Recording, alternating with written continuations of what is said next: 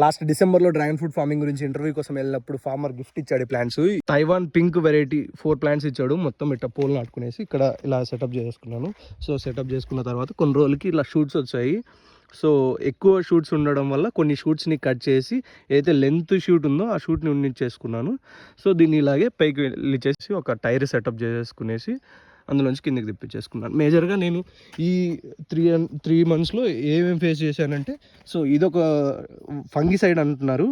నేనేమనుకుంటున్నా copper deficiency or sun stroke వల్ల రావడం, లేకపోతే వాటర్ ఎక్కువ వల్ల వచ్చింది అనుకుంటున్నాను. ఇది ఏదైనా ఉంటుందో మీరే కామెంట్ చేయండి. ఒకటి ఇది, ఇంకొకటి ఇట్లా చీమలు మొత్తం కొరికేసాయి అనమాట. ఈ ఏవైతే బేబీ షూట్స్ ఉంటాయో వీటిని చీమలు మొత్తం ఇలా కొరికేసాయి. ఈ 2 ప్రాబ్లమ్స్ నేను డ్రాగన్లో ఈ 2.5 మంత్స్లో ఫేస్ చేసినవి. సో ఇంకొక 7-8 మంత్స్లో ఫ్రూటింగ్ వచ్చేస్తుందని ఫార్మర్ చెప్పాడు. మేబీ చూడాలి. సో ఇప్పటికైతే ప్రజెంట్ ప్లాంట్ హెల్త్ అయితే ఇలాగుంది. చూద్దాం ఎన్ని మంత్స్కి ఫ్రూట్ వస్తుంది. ఫ్రూట్ అప్డేట్ కూడా ఇస్తాను మీకు.